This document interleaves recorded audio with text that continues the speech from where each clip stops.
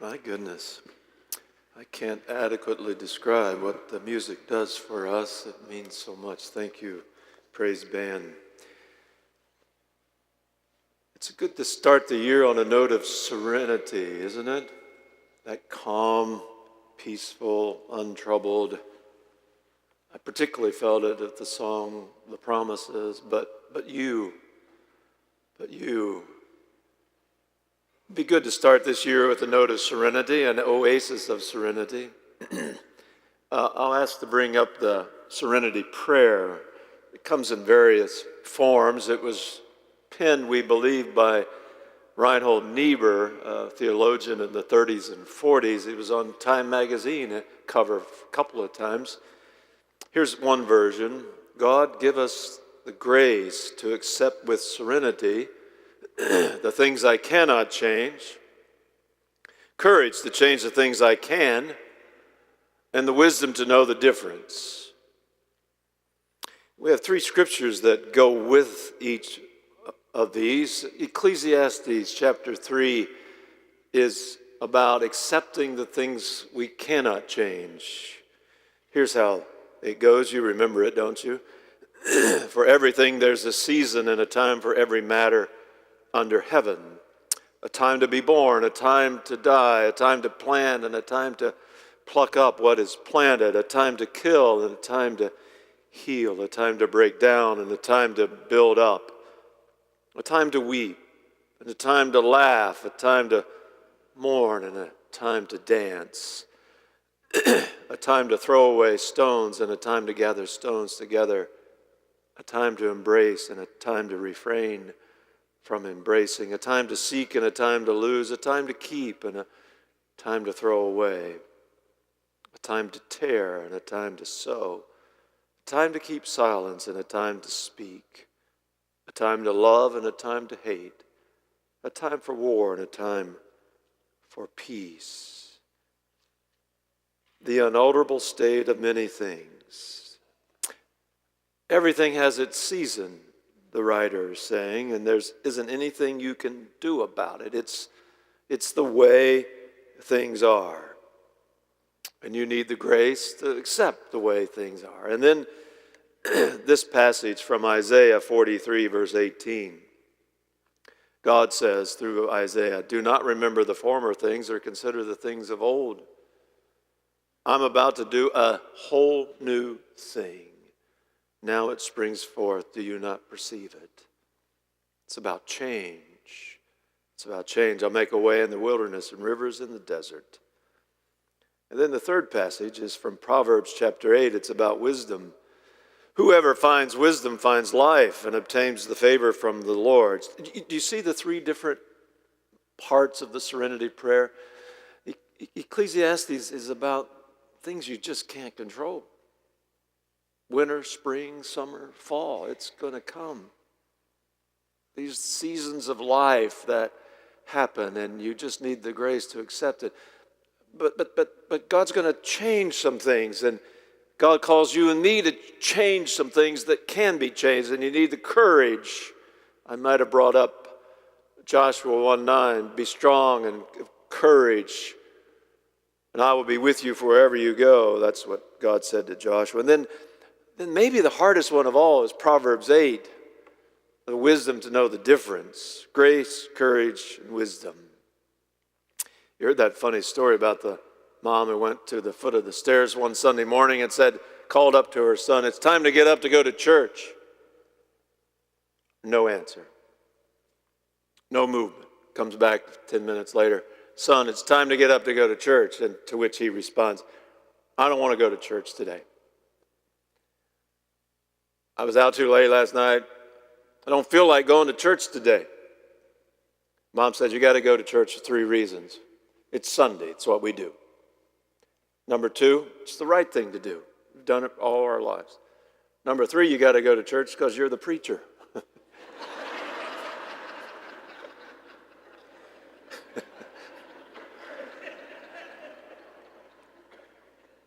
He'd forgotten that some things you just have to have the grace to accept the reality, even when you don't feel like it. This first petition is for grace to accept the things that can't be changed. I played a friend of mine came into town this week. He wanted to play basketball. We played basketball. I wish I could change and be taller. I can't. My width I can do something about, but actually several of you have asked me why I wore this suit today. I had a wedding yesterday. I was able to fit into this suit. I felt so good that I could fit into it. I decided to wear it again today.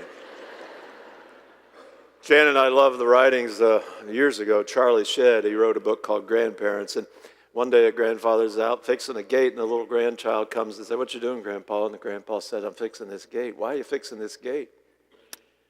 He said, "You know, some things in life get broken, and those who break them have to fix them.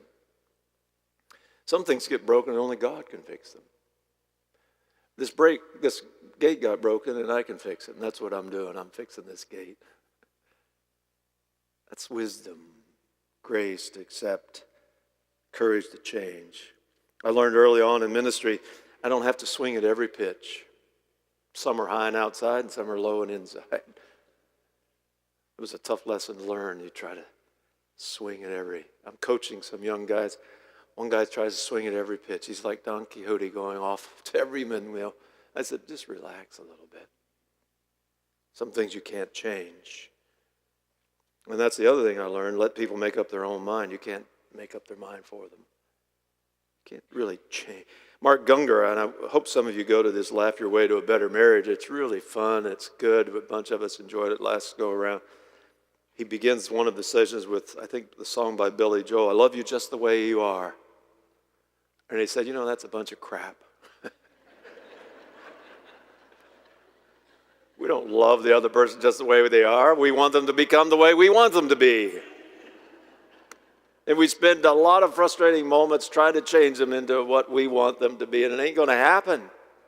You just aren't going to change your spouse. Have you figured that out? If you've been married very long, you've figured it out.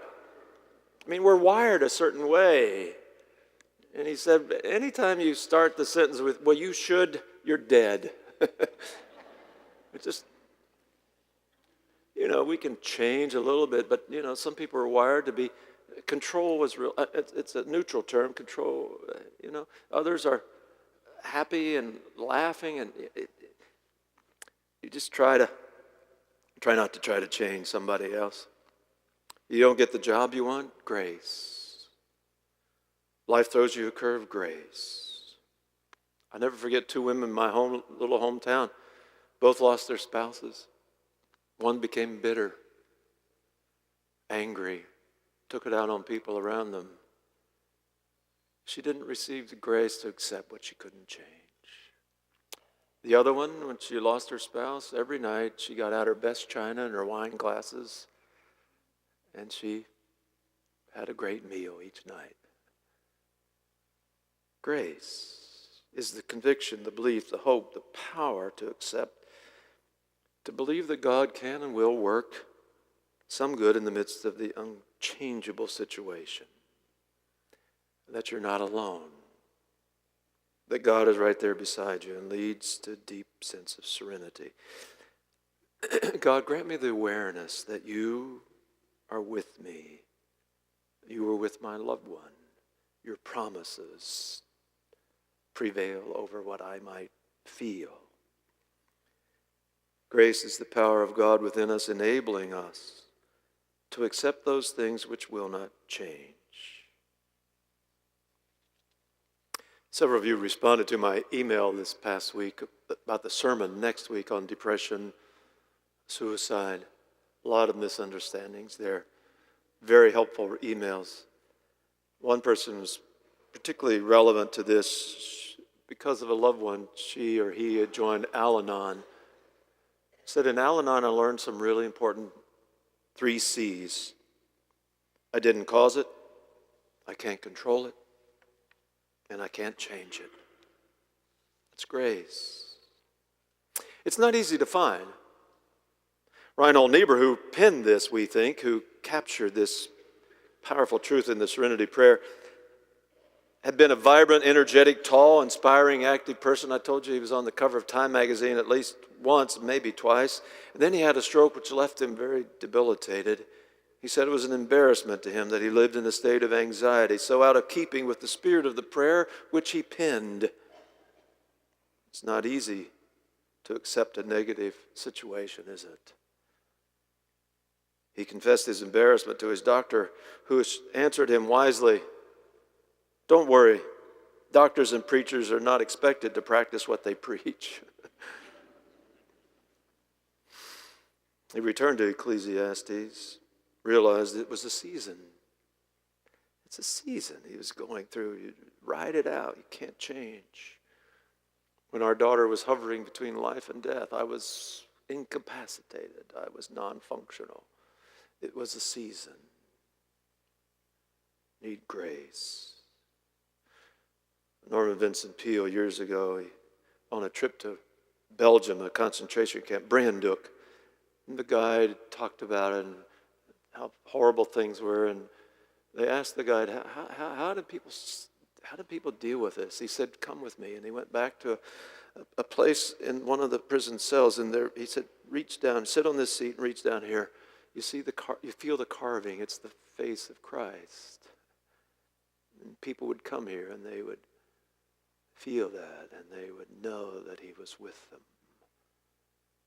That's grace, to accept the things you can't change. It's God's presence. The second request is for courage. Courage to change the things you ought to change. Remember Bobby Kennedy? He said, "Some men see things as they are and ask why. I see things as they can be and ask why not." Some things you and I ought to have the courage to change. All of us ought to have a good dose of a passionate desire to change the things that need to be changed. The roof over the powerhouse was leaking. The trustees fixed it. They changed it. This past week, we realized from before, remember when we had all that rain? There's a leak over the chapel. And then the flat pace between, the trustees voted immediately to fix that, to change it. Some of that's legacy monies that we get to use because people believe that if they give generously and wisely, they can affect change even long after they've gone. And once you saw how the powerhouse looked, so many of you responded to that we could change it back into the way it ought to be. When Jan and I arrived here in July, we realized I was going to turn 70 this past year. And so we said, look, it's now or never. We got to do something. We joined the gym. And you can tell I've changed a lot, haven't you? Don't know what about that laugh. But did you read about that 92-year-old woman from Australia this week? Did you see that? Her name is Heather Lee. She's a speed walker. She holds 5 world records and 8 Australian ones for race walking. 23 years ago, her beloved husband on his deathbed said to her, "Now's the time to show your mettle." She does. 92-year-old speed walker. My high school year, we did the drama The Miracle Worker in high school play. Helen Keller, her parents were on the verge of accepting things as they were. Annie Sullivan thought things could change. And despite great resistance, Annie Sullivan helped change Helen Keller's life. Amazing. Christopher Columbus helped change the way the people viewed the world. Nelson Mandela said we could treat people differently. Martin Luther King Jr. dreamed of how things could be. These are strong people willing to act on behalf of change. There's some things you probably should change in our society. Jan's leading a Sunday school class the next hour on transitions. She's helped me to see that change generally is sort of an outward, external kind of change, things that happen. Transitions often are those inner things that we experience. If we'll embrace change, if we will allow ourselves to change, the inner change. I remember going to hear Gloria Steinem, I think it was years ago, at a Tiger Bay Club gathering.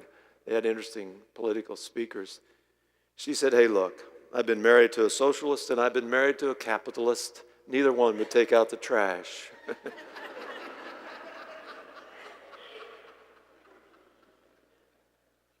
We're both so egocentric. They were just so self-centered. It didn't matter what their political philosophy was. There was no internal change or transition. Courage to make inner changes. My dad had a heart attack when he was, I forget what age, 70-something. Somehow he came out of that in a changed way. He was always a great guy, very moralistic. He came out of that with a tenderness.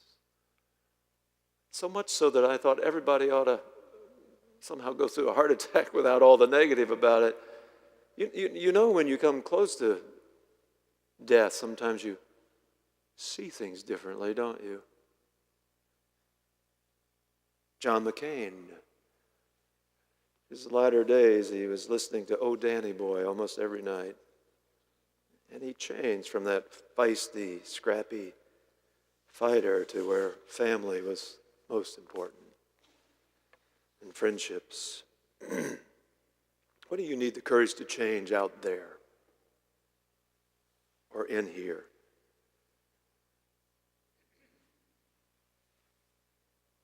Yesterday at the wedding, I told the young couple, let me share with you 3 C's. Compromise, which you see nothing of in Washington these days, but compromise, because every relationship needs that. You're both going to think you're always right. Compliment. For every suggestion you give your spouse, you ought to have 9 compliments, affirmations. The affirmations, the compliments need to outweigh enormously any sort of negative piece. It's true for a relationship to survive. The 3rd C was Corinthians, 1 Corinthians 13. Love is patient, kind, never arrogant or rude or boastful. It doesn't keep track of wrongs.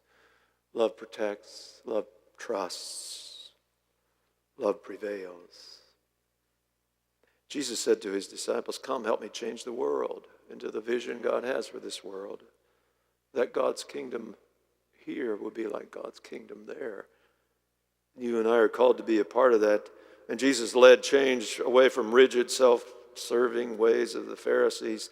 Jesus came to get us to open up into freedom, as the choir sang, or the group sang. Wisdom is the hardest part, I think, to know the difference, when to accept grace and when to change in courage. Where does wisdom come from? Proverbs says, whoever finds wisdom finds life. The next 30 days of my daily scripture email, if you sign that yellow sheet, you'll get one of those. It's going to be on a proverb, a different proverb. This proverb, many of you have memorized in your life. Proverbs chapter 3. Mike, bring that up, would you? 5 and 6. Trust in the Lord with all your heart. Do not rely on your own understanding. In all your ways acknowledge him, and he will guide your steps. Wisdom, it starts and ends with honesty, humility, and trust. Listening to God. Lloyd Ogilvie years ago talked about a minister who was on the edge of burnout. He just gotten exhausted. He said, I'm going to quit at the end of next year. And Lloyd Ogilvie said, hey, look, if you're going to quit at the end of next year, why don't you just see if you can enjoy this year? Just forget all the stress and all the stuff. Just enjoy it. Well, he fell back in love with it and stayed on a lot longer. Robert Fulghum wrote a book called Uh-Oh. It's a wonderful scene. Some of you read this? It's about a father with his 3-year-old son in the grocery store, which is a lethal combination. And so he's in the aisle 7, and he's looking at something, and he doesn't see that his son wiped out the whole pickle jar row and falls crashing on the floor, and it's a giant mess, and the vinegar smell, and he decides to sort of slip away out into the parking lot and never come back again. 15 years later, his son is 18 years old.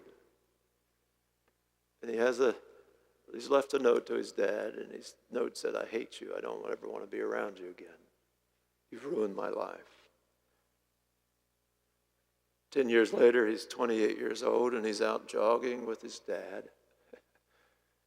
And they come to an intersection, and the 28-year-old puts his hand out to his dad to make sure he waits for the traffic to get by. Wisdom is a lot about perspective, isn't it? Sort of surviving the moment when you read this note from your son. Grace to accept, and wisdom to persist long enough. Then there are some times when you have friends or acquaintances and circumstances you can't change. You don't even have enough grace to accept them, and the only thing you can do is laugh. The wisdom of a great laugh. So I'll end with this, I think, a funny story. It's about Joey and his barber named Henry. And Joey is Italian, and his barber is the most negative person you've ever met. And so Joey's there getting his hair cut, and he listens to this, and he says to his barber, "Hey, look, I'm going to fly to Italy." And the barber says, "Oh, my goodness, why do you want to fly? It's dangerous to fly. Didn't you hear about all those planes that have been crashing? Food's terrible. They cancel the flights. I wouldn't fly." "Where are you going?" "I'm going to Italy." "Where are you going to Italy?" "I'm going to Rome." "Oh, don't go to Rome. It's dirty. It's filthy. You'll just hate the time there." "What are you going to do there?" "I'm going to go see the Pope." "Oh, right. You're going to be so far out you can't even see the Pope." He said, "Well, I'm going." So a month later he comes back after he'd been to Rome, sits in the barber's chair, and the barber goes on and on. Finally, Joey says to Henry, "Hey, I went to Rome." "Oh, bet the plane flight was terrible." And he said, "Oh, no. Left on time, smooth, not a ripple. Flight attendants were amazing. The pilots pointed out different places along the way. Smooth landing. It was amazing."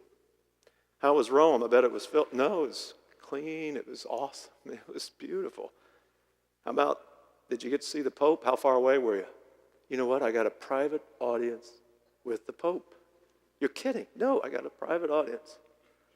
In fact, before I left, he sat me down, put his hands on my head, and gave me a blessing." "Really? What did he say?" "Well, he blessed me, and then he said, 'Joey, how did you get such a horrible haircut?'"